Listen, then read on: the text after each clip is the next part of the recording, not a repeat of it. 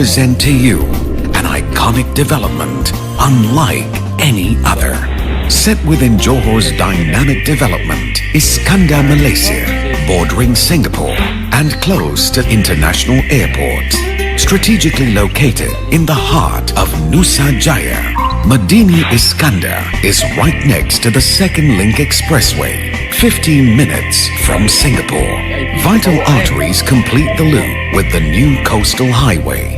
Medini Iskandar is close to Columbia Asia Hospital, Horizon Hills, Edu City, Kota Iskandar, Johor's new administrative centre, Putri Harbour, One Medini Residential Development, TriStar Residential Development. Assalamualaikum warahmatullahi wabarakatuh. Saya Muhammad Safwa bin Azhar, nombor metrik 265336. Hari ini saya akan mengupakan satu isu tentang hubungan manusia dalam pentadbiran dalam menghadapi era IR 4.0 dan ledakan inovasi teknologi Talent Corporation Malaysia Berhad. Kedatangan revolusi perindustrian keempat iaitu IR 4.0 akan membawa kepada pengembangan teknologi perkomputeran dan automotif baru. Namun ia tidaklah hanya mempercepatkan transformasi teknologi tersebut, namun ia juga meningkatkan ketergantungan orang terhadapnya dan tidak ada yang dapat lari dari godaan untuk menerima teknologi ini. Ini kerana pendedahan media massa yang berkaitan dengan IR 4.0 telah menyedarkan masyarakat tentang pentingnya perkara ini kepada semua golongan masyarakat hingga tahap tertentu. Pendedahan ini juga membuat individu berasa bimbang, cemas dan takut terhadap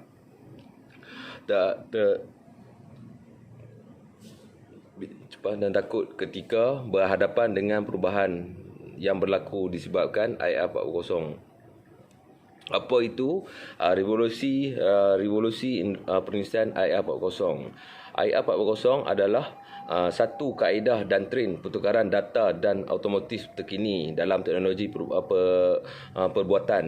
Istilah IR 4.0 diambil dari projek berteknologi tinggi kerajaan Jerman untuk mempromosikan perbuatan berasaskan komputer.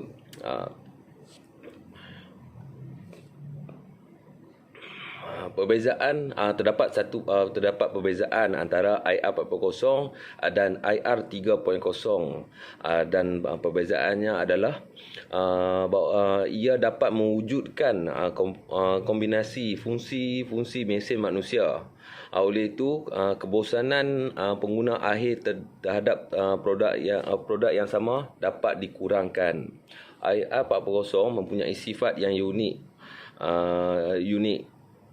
Ia akan membantu proses pembuatan dan pengeluaran menjadi lebih cepat, lebih luas dan lebih mendalam dan memberi kesan penuh. Ia dikembangkan melalui 4 prinsip reka bentuk, iaitu kerjasama, ketulusan maklumat, sokongan teknikal dan membuat keputusan yang terdeteksi. Terdapat kesukaran dalam IR 4.0, iaitu kesukaran menyelaraskan organisasi.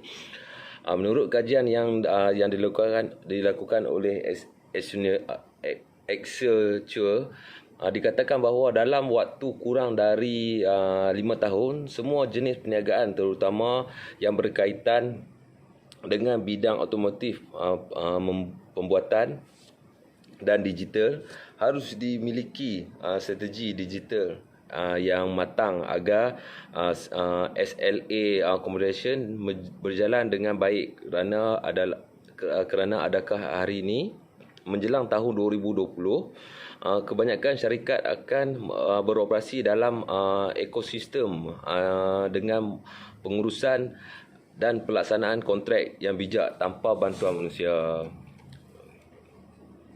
Okey, saya sambung kepada kawan saya. Terima kasih. Bismillahirrahmanirrahim. Assalamualaikum warahmatullahi wabarakatuh. Saya Muhammad Fizul bin Mazni 260673. Okey. Saya akan membentangkan tentang latar belakang organisasi. Okey, Telenor ditubuhkan pada 1 Januari 2011. Agensi ini bekerjasama dengan Kementerian Sumber Manusia KKM dan bertanggungjawab untuk mempromosikan strategi bakat Malaysia untuk menjadi pusat bakat yang cergas. Mereka bekerjasama dengan sektor awam dan swasta untuk melaksanakan rancangan menarik untuk mengekalkan dan kepakaran yang tepat yang diperlukan untuk memenuhi keperluan bakat hari ini dan esok.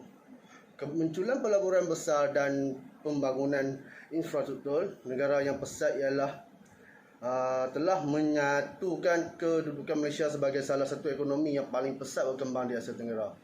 Koridor pembangunan yang meliputi metropolis dengan berbilion ringgit seperti Iskandar Malaysia dan Zon Ekonomi Koridor Utara juga memastikan kemasukan kegiatan ekonomi tidak lagi tertumpu di Lembah Kelang, tetapi sekarang tersebar di seluruh negara.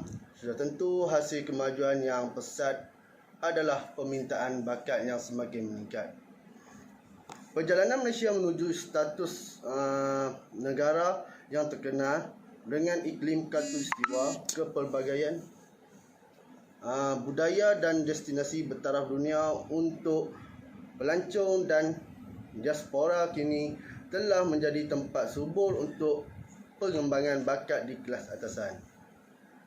Di sinilah Telecorp mula memainkan peranannya sebagai agensi kerajaan yang menarik, melihara dan mengekalkan bakat terbaik, memungkinkan Malaysia merealisasikan cita-citanya. Agensi ini mempunyai kedudukan yang unik untuk merumuskan, mempengaruhi dan menyelaraskan dasar dan mengembangkan inisiatif berdasarkan permintaan seperti menyokong senarai kerja utama di Malaysia, polisi personal. Assalamualaikum warahmatullahi wabarakatuh dan salam sejahtera. Saya Muhammad Hafiz bin Halim, nombor matrik 260721. Okay, saya akan menyambung pembentangan yang telah disampaikan oleh kawan-kawan saya. Okey, tajuk saya adalah peranan Telecorp dalam memartabatkan ekosistem pembangunan modal insan Malaysia. Okey, di bawah tajuk ni ada 6 tajuk kecil. Yang pertama iaitu inisiatif disasarkan untuk meningkatkan aliran masuk modal insan. Okey, apa yang dikatakan inisiatif ni? Yang pertama ialah program latihan amali berstruktur. Yang kedua, program scholarship talent extraction dan retention. Yang ketiga iaitu mobility bakat. Okey, inisiatif yang kedua iaitu inisiatif disasarkan untuk memudahkan mobility modal insan. Okey, di bawah inisiatif ni ada 4 inisiatif. Yang pertama iaitu program kepulangan pakar. Yang kedua, program Nomad. Yang ketiga, Resident Pass Talent. Yang keempat iaitu pusat My Expat. Okay, inisiatif yang ketiga iaitu inisiatif disasarkan untuk menggalakkan kepelbagaian modal insan. Okay, di bawah inisiatif ni ada 1, 2, 3 program. Yang pertama iaitu program Kembali Berkerjaya atau dalam kurungan CCP. Yang kedua, Work Life Practice dalam kurungan WLP. Yang ketiga itu Anugerah Life at Work Award dalam kurungan LAWA. Okey, inisiatif yang keempat iaitu Nurturing Expert Talent ataupun NEXT. Apa yang dikatakan dengan Nurturing Expert Talent ni? Okey, ini adalah platform untuk analisis modal insan di peringkat nasional yang dapat memperoleh dan menganalisis data yang berkaitan dengan kualiti dan kemampuan tenaga kerja Malaysia untuk memenuhi keperluan pasaran yang berkembang pesat.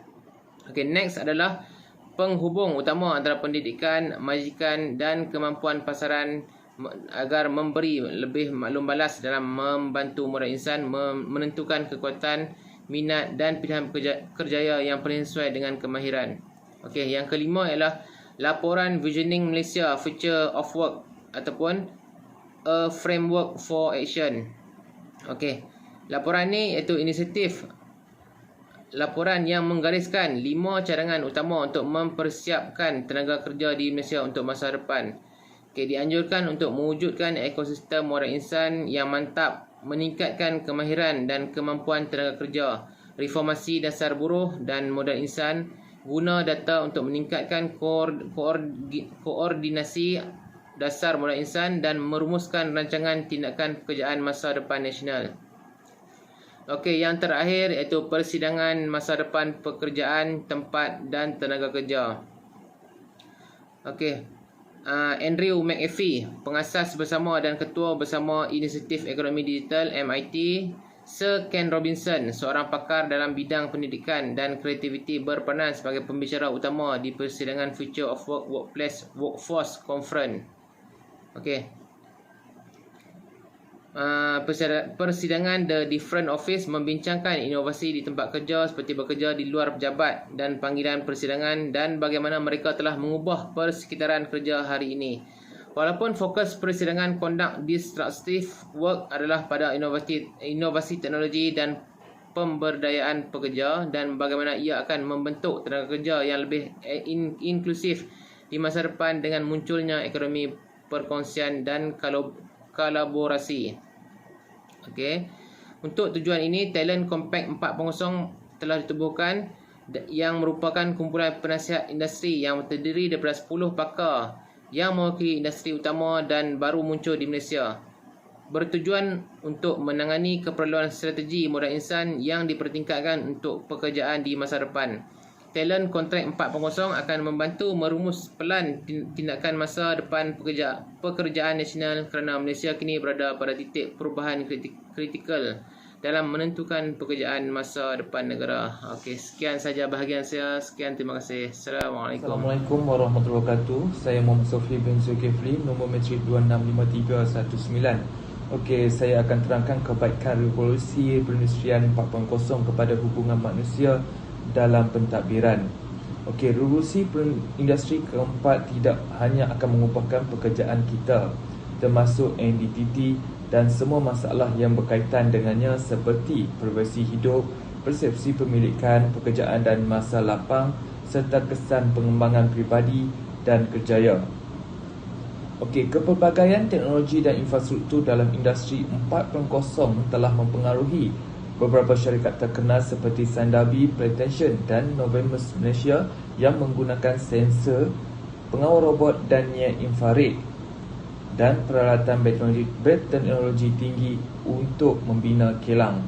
Mengurusi teknologi canggih dalam sistem pengawasan dan kawalan kilang untuk memantau dan menghasilkan produk dan melakukan penyelidikan mengenai masalah biologi dan kualiti produk.